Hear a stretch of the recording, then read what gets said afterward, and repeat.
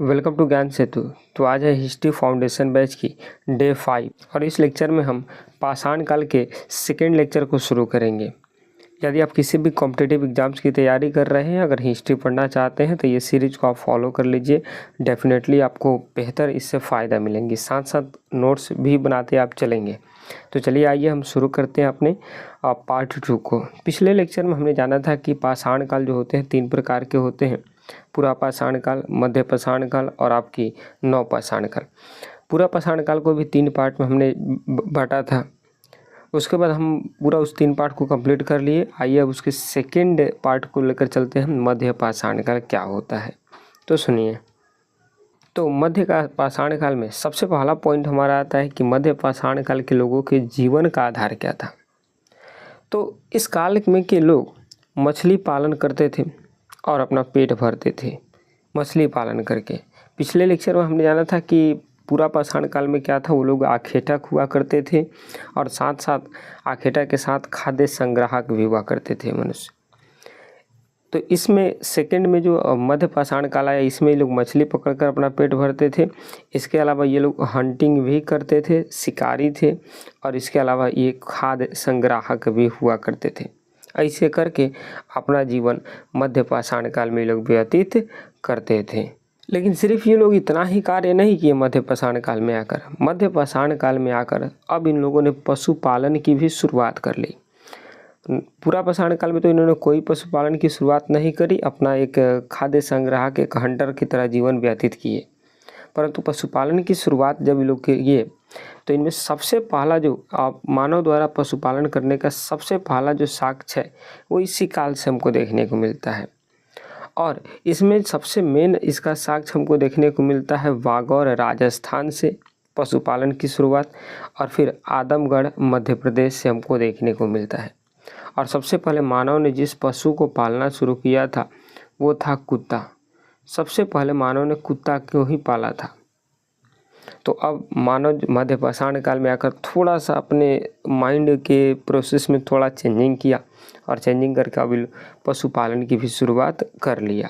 अब इसके साथ साथ ये सिर्फ पशुपालन नहीं किए, बल्कि अब इसके साथ साथ और भी कुछ कार्य किए।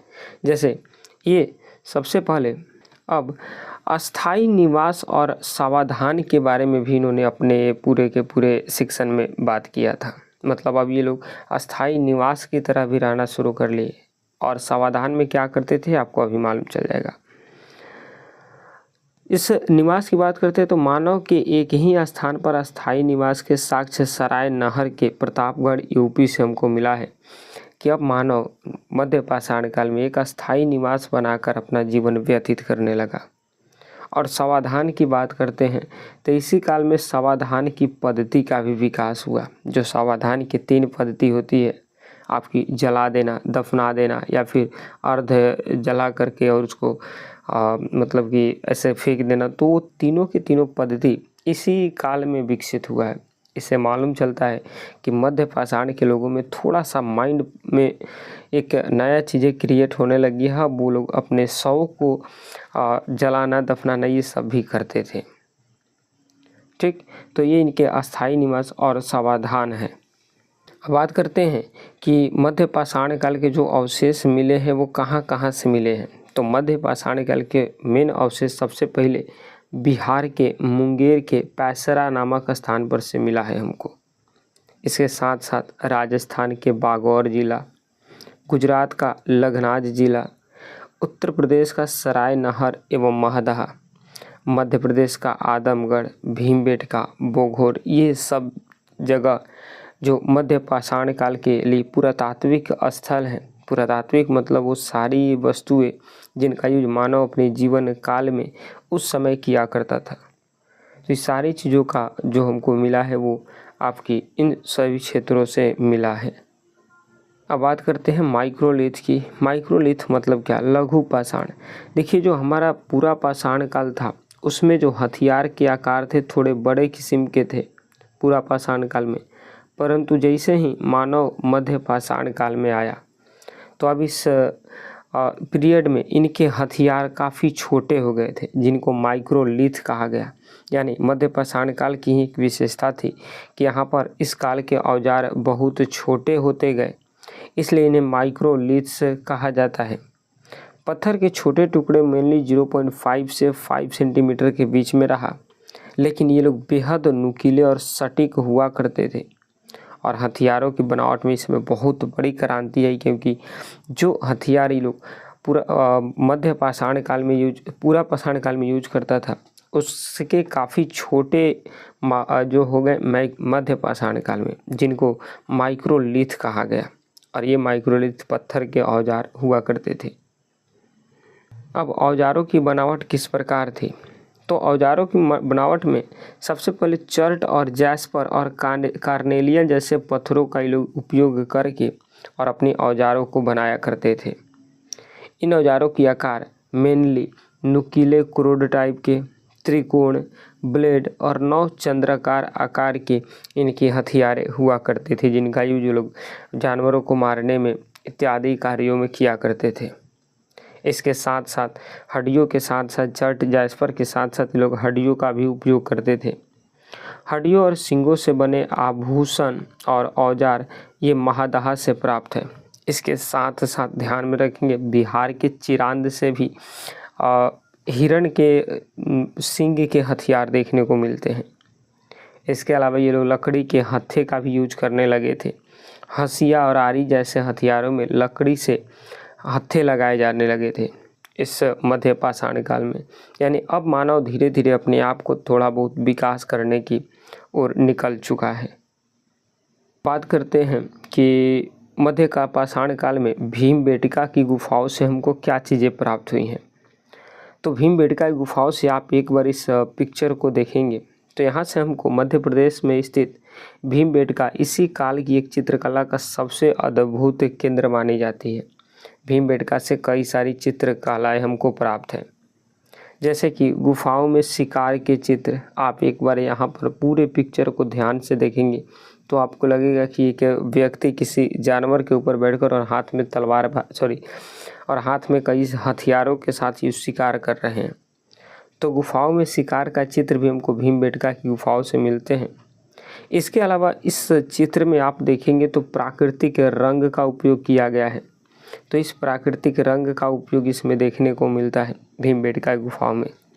और भीमबेटका की बात करते हैं तो ये यूनेस्को के विश्व धरोहर स्थल, यूनेस्को के वर्ल्ड हेरिटेज साइट में इसको शामिल किया गया है। तो ये भीमबेटका की गुफाओं के बारे में रहा, जो कि हमको मध्य पाषाण काल के एक बेहतर पुरातात्विक साक्ष्य उपलब्ध कराती हैं। और इस समय कुछ और चीज़ों की भी मानव ने खोज कर ली, जैसे उन्नत तकनीकी और विकास। मतलब इस समय बहुत सारे ऐसे चीज़ों की खोज की जो मानव के सोच से परे था। जैसे इसी काल में मानव ने पहली बार तीर कमान का आविष्कार किया, जिससे दूर से शिकार करना संभव हुआ था मध्य पाषाण काल में ही। इसका मतलब कि मानव अपने सोच को धीरे धीरे डेवलप कर रहा है। इसके बाद मिट्टी के बर्तनों के शुरुआती साक्ष्य भी इसी युग के अंतिम चरण में मिलने लगे थे। अब मानव मिट्टी के बर्तन भी बनाना शुरू कर दिया था। इसके अलावा हवा और बारिश से बचने के लिए झोंपड़ियों का भी निर्माण अब ये लोग करने लगे। और उन सब के बाद ये लोग सामूहिक जीवन की शुरुआत कर दिए। ये सब इनकी विशेषता है कि इस काल में क्या क्या उन लोगों ने में बदलाव आया। और आग का व्यापक उपयोग भी ये लोग करना शुरू कर दिए। तो इतनी सारी चीज़ें, इतनी सारे विकास मानव के जीवन काल में मध्य पाषाण काल में हुआ था। अब धीरे धीरे मानव अपने विकास की गति को काफ़ी तीव्र गति से बढ़ा रही है। अब बात करते हैं इस पैलियोलिथिक साइट्स को, यानी मध्य पाषाण काल के विस्तार कहाँ कहाँ पर है। तो भारत के विभिन्न कोनों में मध्य पाषाण काल के अवशेष फैले हुए हैं। जैसे इसकी सांस्कृतिक विविधता को ये दर्शाते हैं, जैसे पहले भी हमने बात किया है और अब भी राजस्थान का बागौर, सराय नहर जिला यूपी का, इसके अलावा मध्य प्रदेश का भीमबेटका, बिहार का आपकी मुंगेर जिला, ये सब के सब जगह इस जो है मेजोलिथिक पीरियड की एक बहुत बड़ी साइट हमको देखने को मिलती है।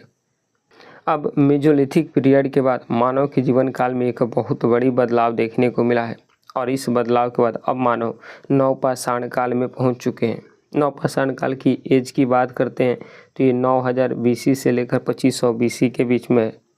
कोई किताब इसको 10,000 BC से 2500 लिखता है, तो ये एज मैटर नहीं करता। मैटर करता है कि इस काल में कौन सी वो चीज़ें की खोज हुई, मानव ने किस प्रकार अपने जीवन व्यतीत किए। आइए अब उसको जानते हैं। सबसे पहले तो समय सीमा तो अभी बात की कि 9000 BC से लेकर 7000 BC तक का ये समय था, या फिर 2000 BC तक का समय था ये, तो ये कोई मैटर नहीं। अब आइए सबसे पहले जानते हैं कि इस काल की विशेषताएं क्या थी, नवपाषाण काल। तो सबसे पहली विशेषता, मानव अब भोजन संग्राहक नहीं बल्कि अब भोजन उत्पादक बन गया। अब क्योंकि अब इन्होंने कृषि को शुरू कर दिया। जहाँ पर पहले ये भोजन संग्राहक हुआ करते थे, अब इन्होंने भोजन उत्पादक बन गया, भोजन को बनाना सीख लिया। साथ साथ इन्होंने पशुपालन भी सीख लिए, अस्थाई पशुपालन की शुरुआत कर ली और अपना पहला जानवर कुत्ता को पालतू जानवर बनाया था ये लोग। और इसके साथ साथ ही लोग कई सारे पॉलिश औजारों की भी खोज कर लिए। बेसाल्ट पत्थरों के चमकदार औजार, यानी उन औजारों पर पॉलिश करना भी सीख लिए। ये इस काल की विशेषताएं हैं कि अब मानव अपने धीरे धीरे सोच को और डेवलप करने लगे, और डेवलप करते करते ये नवपाषाण काल में जहाँ पर कृषि की शुरुआत की, पशुपालन की शुरुआत की, पॉलिश औजारों की खोज कर लिए। अब इस समय मानव अपने जीवन काल को किस तरह व्यतीत करता था, तो सामाजिक और जीवन शैली में बदलाव क्या थे। तो सबसे पहला बदलाव देखने को मिला स्थायी निवास का। घास फूस और मिट्टी के बने आयताकार या गोल घर का यूज ये लोग करने लगे, और उसमें अपने जीवन व्यतीत करने के लिए। बाद में धूप में सूखी ईंटों का भी प्रयोग शुरू हो गया, बहुत बाद में चल करके। इसके बाद बस्तियों का निर्माण होना शुरू हो गया। ग्राम जीवन का विकास इसी काल की ही देन है, क्योंकि मानव अब धीरे धीरे एकजुट होकर के रहने लगे, और वहीं एकजुट होकर रहने लगे तो वहीं आपकी बस्तियों का निर्माण हुआ। इसके बाद क्षेत्रीय विविधता के कारण उत्तर और दक्षिण और पूरब में अलग अलग विशेषताएं हमको देखने को मिल गई। यानी इस नवपाषाण काल में मानव का जीवन किस तरह हुआ, तो अस्थायी निवास बनाकर रहने लगे, धूप में सूखी ईंटों का प्रयोग करके घर बनाने लगे, घास फूस मिट्टी ये सब के घर बनाने लगे, बस्ती का निर्माण हुआ, ग्राम जीवन का विकास हुआ। ये सब इसके बदलाव देखने को मिलते हैं। बात करते हैं इस नवपाषाण काल का, कि बेहद ही इम्पोर्टेंट साक्ष्य मिलता है हमको मेहरगढ़ से। पहले तो मेहरगढ़ है कहाँ पर, तो ध्यान में रखेंगे वर्तमान में बलूचिस्तान पाकिस्तान में ये मेहरगढ़ स्थित है। और यहाँ से सबसे पहले गेहूँ, जौ और कपास की खेती के पुराने साक्ष्य हमको 7000 BC में देखने को मिलते हैं। कहा जाता है कि पाकिस्तान के मेहरगढ़ के सुलेमान और किरथर पहाड़ी के बीच हमको गेहूं, जौ और कपास और चावल के साक्ष्य देखने को मिलते हैं। इसके साथ साथ लोग कच्ची ईंटों के आयताकार घरों में रहते थे, इसका भी साक्ष्य हमको मेहरगढ़ से देखने को मिलता है। यानी ये सब नवपाषाण कालीन अब सभ्यता की शुरुआत हुई है। अनाज संचय के लिए कोठार, एक ग्रेनरी का भी प्रमाण हमको मेहरगढ़ से देखने को मिलता है। यानी अब मानव अपने विकास को और बेहतर लेवल पर जा चुका है, और अपना विकास को वो अच्छी तरीके से कर रहा है। अब बात करते हैं कि कश्मीर के गुफकराल से भी हमको नवपाषाण कालीन चीज़ें मिली हैं। तो गुफकराल का अर्थ होता है कुम्हार की गुफा, केव ऑफ पॉटर। यहाँ से कृषि और पशुपालन दोनों के साक्ष्य मिलते हैं, लगभग 6000 ईसा पूर्व। और यहाँ के लोग पत्थर के साथ साथ हड्डी का भी औजार का प्रयोग करते थे। तो आपसे क्वेश्चन पूछता है कि पत्थर के साथ साथ हड्डी का भी प्रयोग करने का प्रथम साक्ष्य कहाँ से मिला है, तो वो कश्मीर के गुफकराल से मिला है। इसके बाद कश्मीर के बुर्जहोम से भी हमको चीज़ें मिली हैं। पहला तो गर्ता आवास, लोग ज़मीन के अंदर गड्ढों में घर बनाकर रहते थे, तो इस गर्तावास का भी हमको जो प्रमाण मिलता है वो बुर्जहोम जम्मू कश्मीर से मिलता है। इसके अलावा एक अनोखी प्रथा हमको देखने को मिलती है बुर्जहोम कश्मीर से, कि मालिक की मृत्यु हो जाने पर उसके पालतू के कुत्ते को भी साथ दफना दिया जाता था। इसका भी प्रमाण हमको बुर्जहोम से देखने को मिलता है। और यहाँ से कई सारे धूसर मृद भांड भी प्राप्त हुए हैं। तो ये सब नवपाषाण कालीन साक्ष्य हैं जो हमको बुर्जहोम से प्राप्त होते हैं। इसके बाद अब हम बात करते हैं कि नवपाषाण काल में मनुष्य ने अपना किस तरह विकास किया, किन किन चीज़ों को लेकर के अपना विकास शुरू किया। तो सबसे पहले मनुष्य ने इस नवपाषाण काल में चाक का आविष्कार कर लिया, एक पहिए का आविष्कार कर लिया। पहिए या चाक का प्रयोग सर्वप्रथम इसी काल में मृदभांड बनाने हेतु शुरू किया और इसका यूज, चाक और पहिए का यूज करके ये लोग किसी अनाज को एक जगह से दूसरी जगह ले जाने में भी अच्छा खासा यूज किए। इसके बाद इन्होंने कई सारे मृदभांड का भी निर्माण कर लिया। मृदभांड का अर्थ होता है मिट्टी के बने बर्तन, क्योंकि इस समय पॉलिश की खोजें हो चुकी थी, तो इस वजह से इस समय पॉलिश हुए मृदभांड भी हमको देखने को मिलता है, साथ साथ दूसर मृदभांड भी और चटाई की छाप वाले मृदभांड भी, ये सारे के सारे इसी नवपाषाणकालीन समय में शुरू हुई थी। बात करते हैं कि बिहार के चिरांद से नवपाषाणकालीन समय का एक बहुत बड़ा हमको साक्ष्य देखने को मिला है।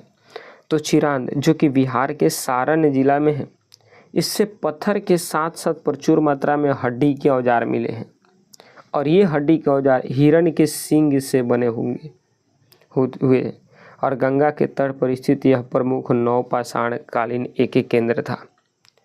तो नवपाषाणकालीन केंद्र का जो हमको प्रमुख साक्ष्य देखने को मिलता है वो बिहार के चिरांद से भी देखने को मिलता है, सारण जिला में स्थित है। यहाँ से हड्डी के तो औजार मिले ही हैं, इसके साथ साथ यहाँ से सींग से भी बने कई सारे औजार मिले हैं। दैट मीन्स कि नवपाषाणकालीन लोग यहाँ पर भी निवास किया करते थे। अब बात करते हैं इनके धार्मिक जीवन की, कि लोग किस प्रकार के धार्मिक जीवन पर विश्वास किया करते थे। तो इनका पुनर्जन्म पर सबसे ज़्यादा फोकस था, ये मृत्यु के बाद जीवन में विश्वास रखते थे, बिलीव इन आफ्टर लाइफ, नवपाषाणकालीन लोग। इसके साथ साथ ये लोग आत्मा की पूजा करते थे, पूर्वजों और आत्माओं की शांति हेतु उसकी पूजा करते थे।